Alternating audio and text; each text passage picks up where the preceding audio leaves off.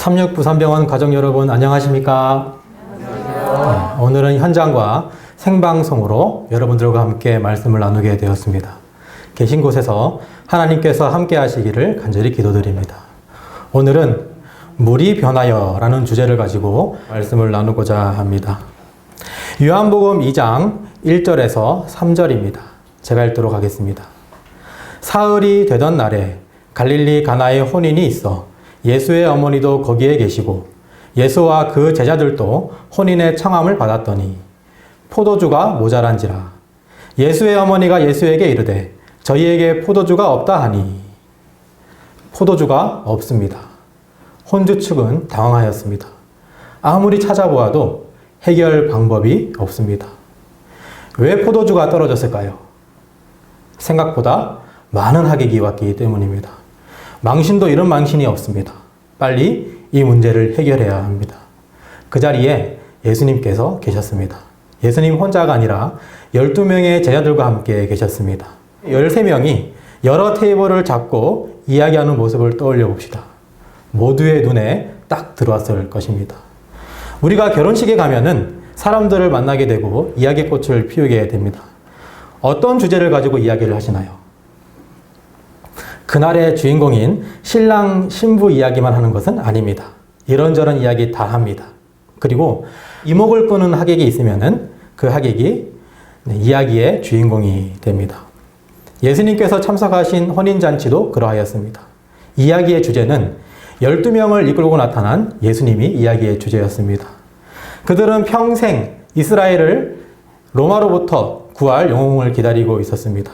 그런데 그들의 앞에 심상치 않은 예술한 자가 나타난 것입니다. 그들은 궁금해서 수군거렸습니다. 저자가 우리가 그토록 기다리던 영웅이 맞는지 말입니다. 이 모습을 지켜보고 있던 어머니 마리아는 뿌듯했습니다. 지금까지 오해와 고생들, 그리고 아들에 대한 기대를 보상받는 느낌이었습니다. 한 발 더 나아가서 많은 사람들이 모인 곳에서 자신의 아들 예수가 하나님의 아들임을 인정받기를 원했습니다. 가장 좋은 방법은 그곳에서 기적을 행하는 것이었습니다. 마침 포도주가 떨어졌습니다. 기회가 온 곳입니다. 영웅은 난세에 난다는 말이 있습니다. 마리아는 예수님에게 가서 지금 포도주가 다 떨어졌는데 라고 귀뜸을 해줍니다. 마리아는 이때라고 생각을 했습니다. 예수님께서 하신 말씀을 쉬운 성경으로 읽도록 하겠습니다. 요한복음 2장 3절입니다.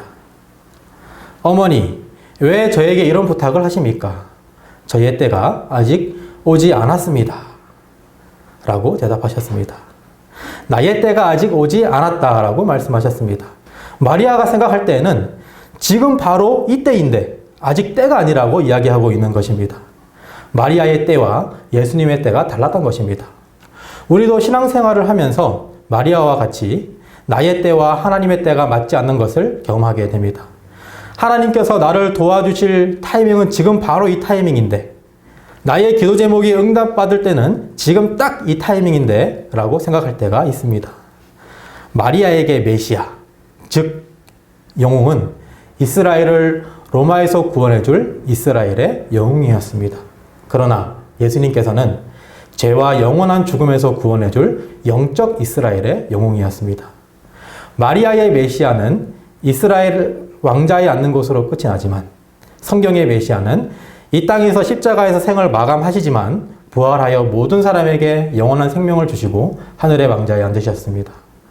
우리가 우리의 눈앞에 있는 이익을 위한 타이밍을 생각할 때 하나님께서는 우리 삶의 전체를 보시고 하늘나라의 타이밍을 생각하십니다.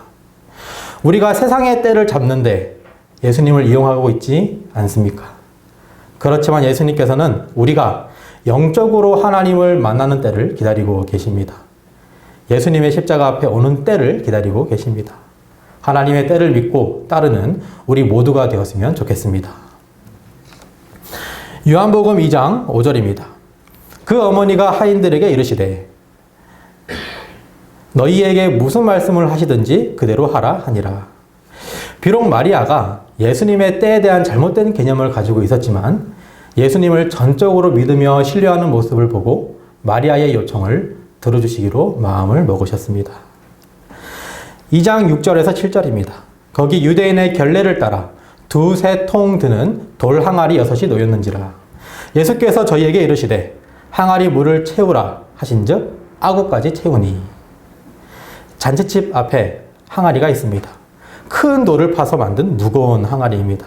이 항아리는 유대인의 결례에 따라 놓여 있었습니다. 결례를 의미하는 헬라어는 카타리스모스인데 세척이라는 의미를 가지고 있습니다. 잔치에 참여하는 사람들이 손을 씻고 들어가는 그런 손 씻는 물이 담긴 항아리였습니다. 그 항아리에 물이 가득 채워졌고 그 물은 신선한 포도즙으로 변하는 기적이 일어나게 됩니다. 이제는 손 씻는 항아리가 아닌 포도즙 항아리가 되었습니다. 용도가 바뀐 것입니다. 우리 마음속에도 항아리가 있습니다. 하나씩 다 가지고 있습니다. 저도 가지고 있고 여러분들도 가지고 있습니다. 이 항아리는 계속해서 무언가를 원하고 있습니다. 돈을 넣어야지 이 항아리가 편할 때가 있고 음식을 넣어줘야지 편할 때가 있습니다. 그런데 이 항아리는 넣어도 끝이 없습니다. 블랙홀 같이 만족이라는 것이 없는 항아리입니다. 여러분들의 마음의 항아리 속에는 무엇이 담겨져 있습니까? 예수님께서는 말씀하십니다. 항아리에 물을 채워라.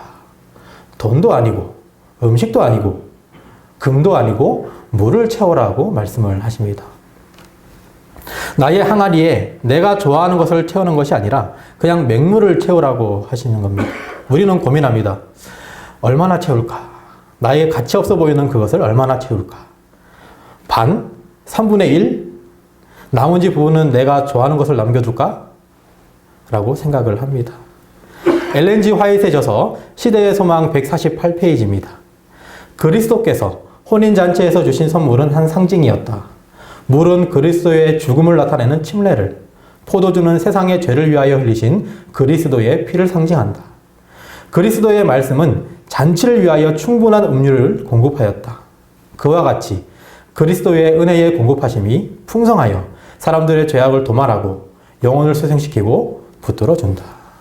물을 채운다는 것은 나의 욕심을 포기한다는 것을 의미합니다. 나를 포기하고 예수님께서 주시는 것을 채우는 만큼 그것이 포도즙이 됩니다. 나를 포기하는 만큼 예수님께서 주시는 은혜가 가득 채워집니다.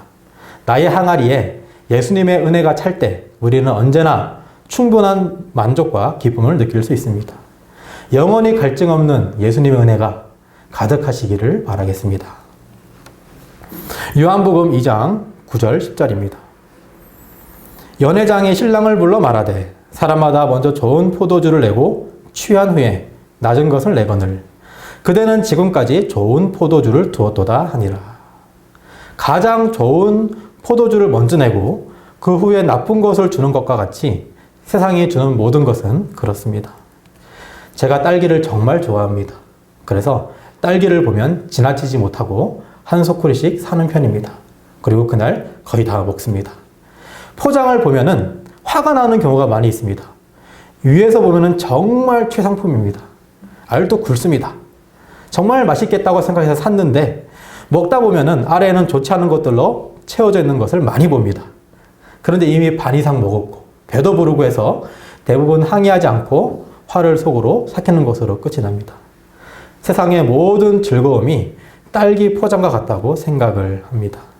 아무리 재미있는 것도 아무리 즐거운 것도 그 즐거움과 재미를 영원히 주지는 못합니다. 계속 하다 보면은 피곤과 실증이 있을 뿐이죠. 우리 삶에 포도즙이 떨어졌습니까? 채워지지 않는 갈증이 있습니까?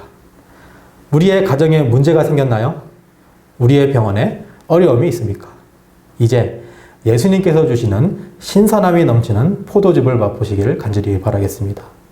나의 욕심을 비우고 예수님께서 주시는 은혜로 우리의 마음을 가득 채웁시다.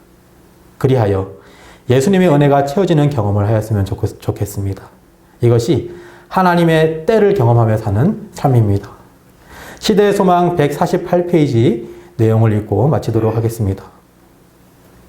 예수님께서 주시는 선물은 언제나 신선하고 새롭다.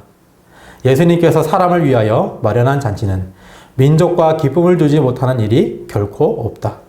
새로운 선물마다 받은 자의 재능을 증가시켜서 주님의 축복을 이해하고 누리게 한다. 그는 은혜 위에 은혜를 주신다. 공급이 그치는 일은 결코 없다. 만일 당신이 예수 안에 거한다면 오늘 풍성한 선물을 받았다는 사실은 내일은 보다 더 풍성한 선물을 받게 되리라는 보증이 되는 것이다.